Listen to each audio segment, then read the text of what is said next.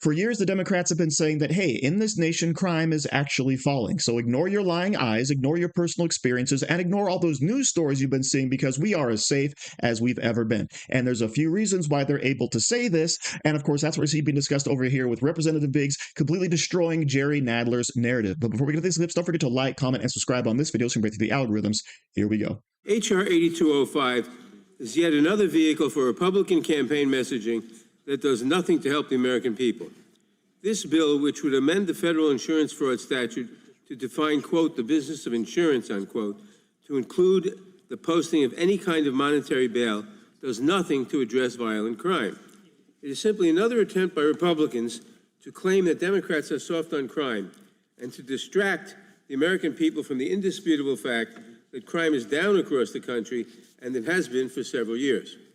Instead of leaving state interests to the states, this bill appears to target nonprofit bail funds that try to address the clear inequities that result when people without financial means are held pending trial, simply because they cannot afford to pay the bail amounts set by the court. Nonprofit bail funds, the Minnesota Freedom Fund in particular, have become a target of Republicans recently. The Minnesota Freedom Fund has confirmed that Vice President Harris has never donated to them, and that her only relationship to the fund was a 2020 tweet encouraging people to, quote, chip in if they were able, 2 years before the result of the release of the individual who committed the murder that Republicans basically blame on Vice President Harris. Gentleman from Arizona, Mr. Biggs, is recognized. Thank you, Mr. Chairman. I don't want to engage in that debate because I've got other stuff I want to do, but it just seems to me that the bail fund that commits fraud would be the culpable party. But I would just point out that the ranking member always, and I hear this often, they refer to the FBI data and say, crime is down. Don't believe your lying eyes. But here's the deal. The data for FBI changed the way they gather data. And now you have 40% of states, cities, and localities that don't even report. Then you have another 20% that only report part of it. So your data is bad. And when I talk about not reporting, we're talking places like New York City doesn't report. California doesn't report. So how can you even begin to say you've got accurate data? You don't. So let's go ahead and let's review a little bit of the Minnesota fund that we're talking about largely today. If you were stuck in jail, who would come to bail you out? A Minnesota nonprofit has $35 million at its disposal to do just that.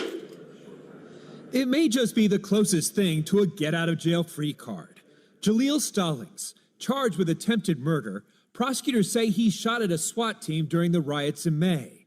Someone paid $75 grand cash to get him out of jail. All three would probably still be sitting in jail if it wasn't for the Minnesota Freedom Fund. The group that paid their bail, no questions asked. Last time I was down there, they said, you know, we hate it when you bail out these sex offenders, was exactly what they said. Greg Lewin is the group's executive director, who says it's not about the crime, it's about the system.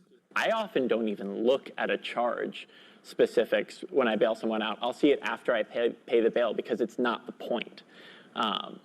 It's just that it is not the point. The point is the system that we're fighting. And now the Freedom Fund has a whole lot more money for that fight. Prior tax returns show in a good year they pull in about $100,000 in donations.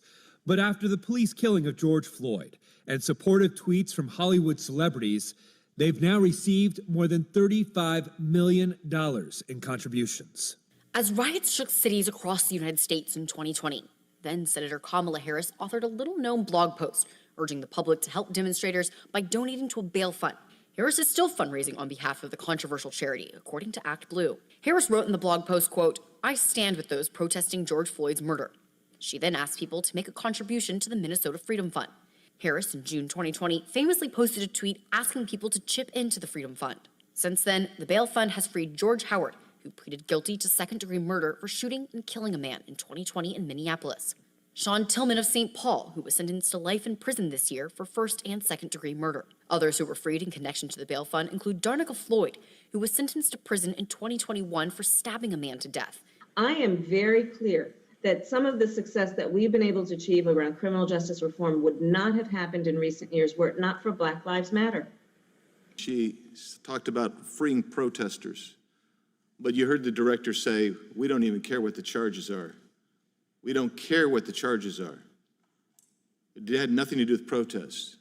That might be fraud. That was a whole lot of inconvenience that was just dropped on Jerry Nadler because he's out there saying crime is down, so we don't need any new bills to protect American citizens. Okay, but then you have Representative Biggs over here saying, well, guess what? All of that data you're collecting, it's faulty. We have basically 1/3 of the states who don't report properly to the FBI. And California, they only report 49% of their crimes to the FBI, and New York only reports 24% of their crimes. Now, these numbers, of course, can change from year to year, but the overall breakdown is not every crime is actually being reported. And it's even worse than that because in all of these blue states that say, oh, our crime is actually falling, what happens? Well, in the case of DC, you had, of course, sheriffs just not reporting information whatsoever. But then you also have charges being changed, right? The definitions. We're no longer going to call this a felony. Now it's the misdemeanor. And what does that do, right? Then, of course, you have dropped charges. You have all of these leftist DAs not even choosing to bring charges against certain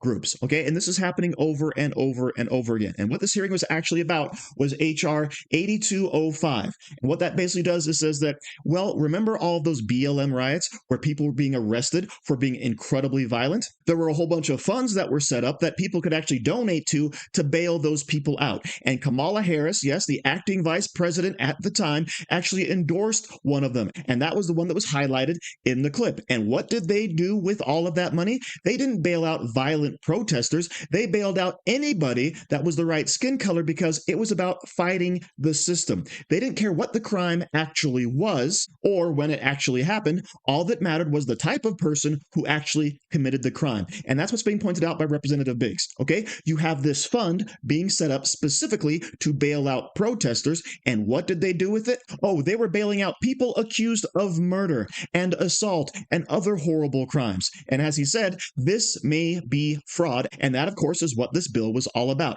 Taking the funds raised for this specific purpose and saying, hey, guess what? You have to use it for that specific purpose because otherwise it's fraud. All those donations you raised are not going to the purpose they were raised for. And that sounds pretty good to me because, as we all know, Democrats have sided with criminals over citizens on pretty much every single issue. So thank you very much for watching. Don't forget to like, share, comment, subscribe, and say hi to your mom for me.